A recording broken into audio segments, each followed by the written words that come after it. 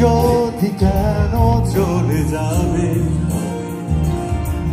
এখনই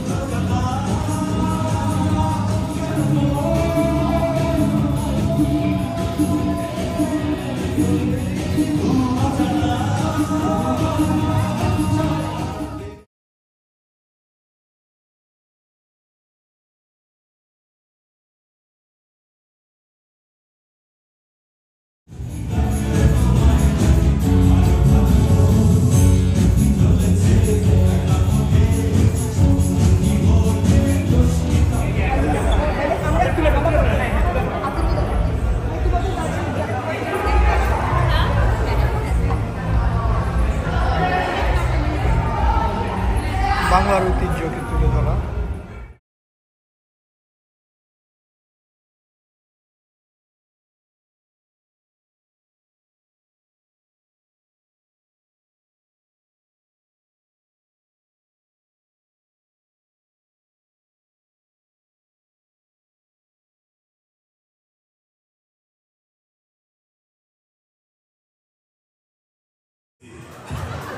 তো মজা লাগে। আবার অনেক আবার এসে বলেন আমি কিন্তু ছোটবেলায় আপনার নাটক খুব দেখতাম।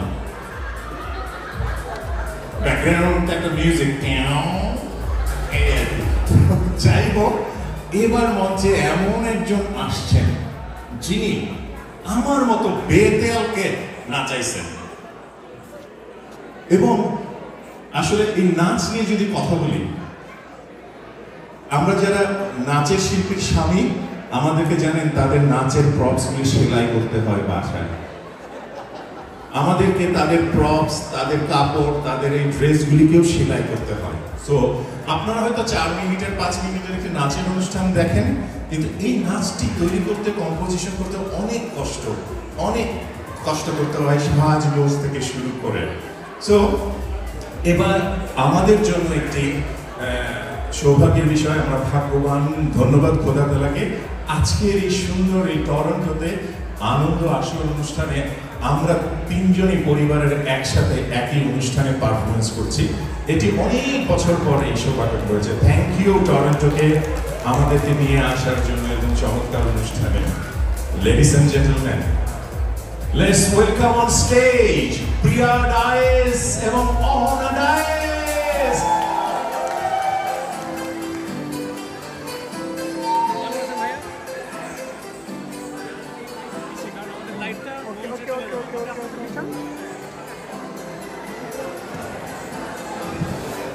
শুধু স্টেডি ক্যাম্পটা সামনে থাকবে, এগুলো সামনে যাবে, কোনো সমস্যা নাই।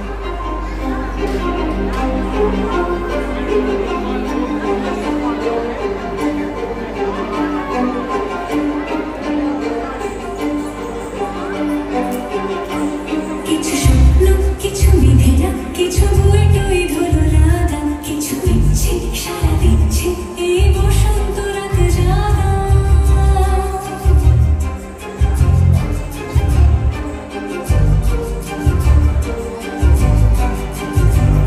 মম চিত্তে আস ফিরতে আজ পলাশ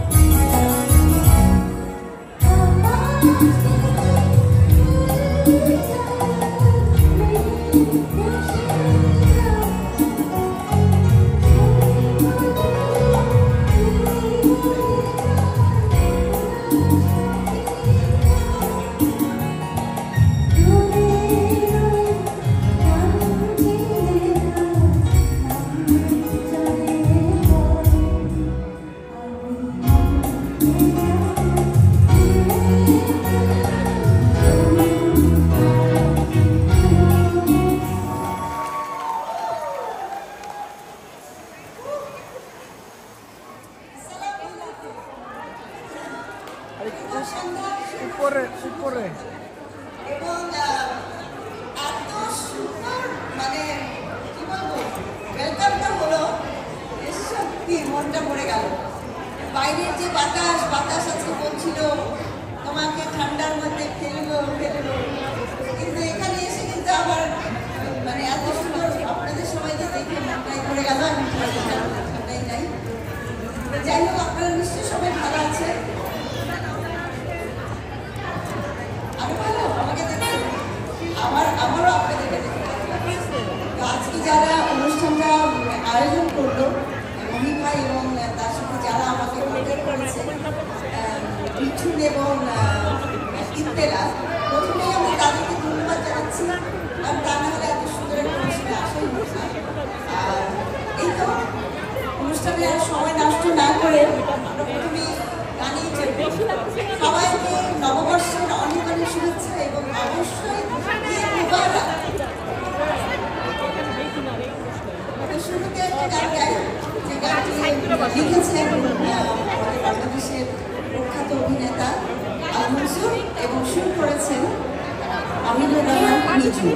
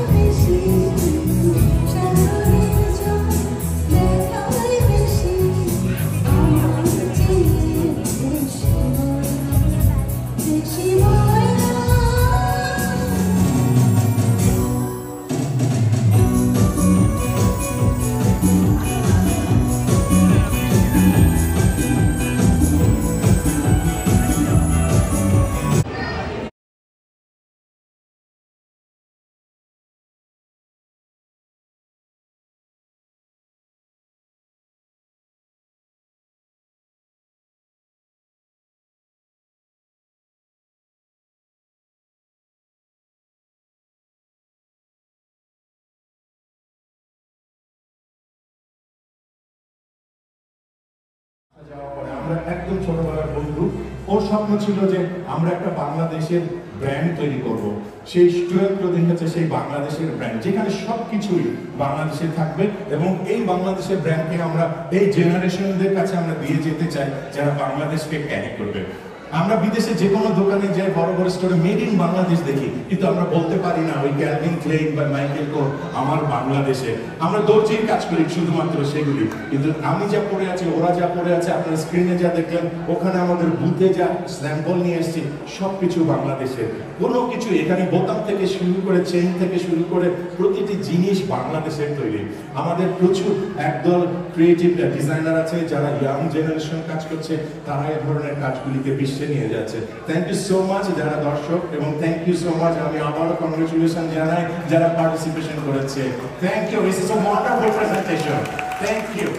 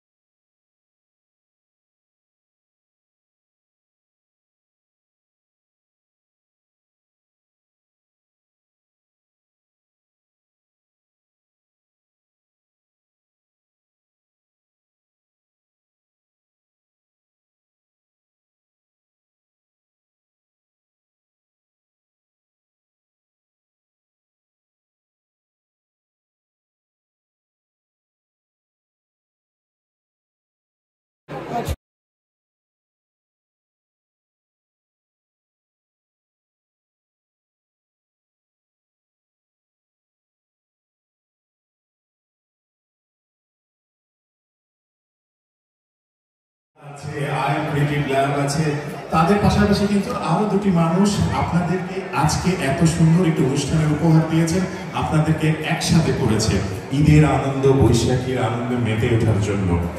আমি এবার ওনাদেরকে মঞ্চে ডাকবো। মঞ্চে আসছেন ব্যারিস্টার ওমর জাহিদ এবং মর্গেজ এজেন্ট আশরাফ খান। আপনারা মঞ্চে আসুন, আসুন, চলে আসুন। থ্যাংক ইউ সো মাচ আসার জন্য। আমাদের কাছে আছেন ব্যারিস্টার ওমর জাহিদ এবং মর্গেজ এজেন্ট আশরাফ খান।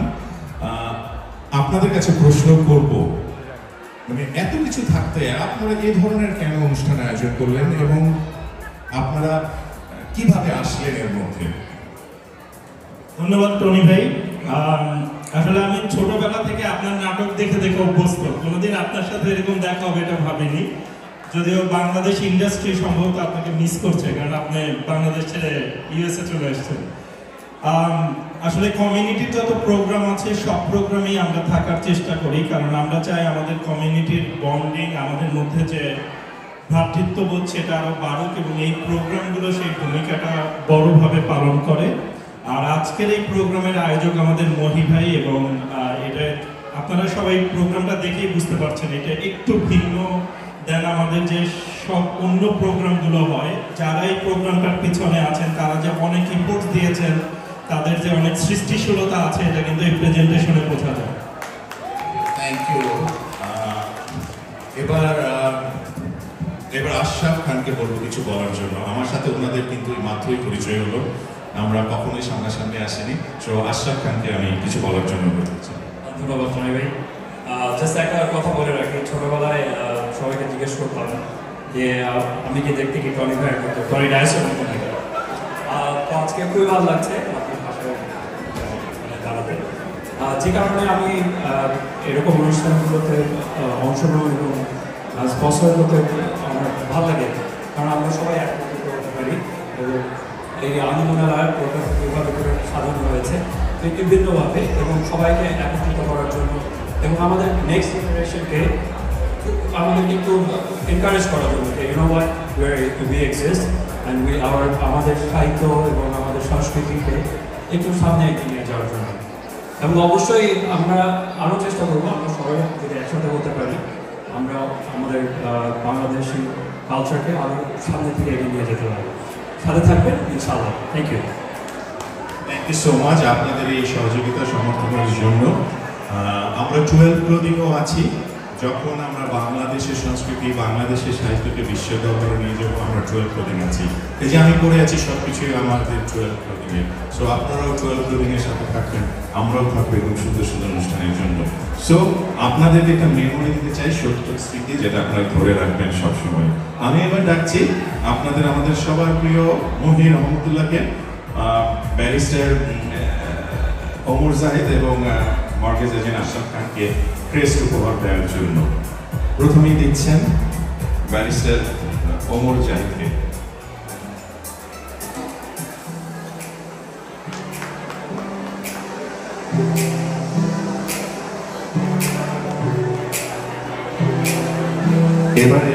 এবারে দিবেন মর্গেজ এজেন্ট আশরাফ খানকে।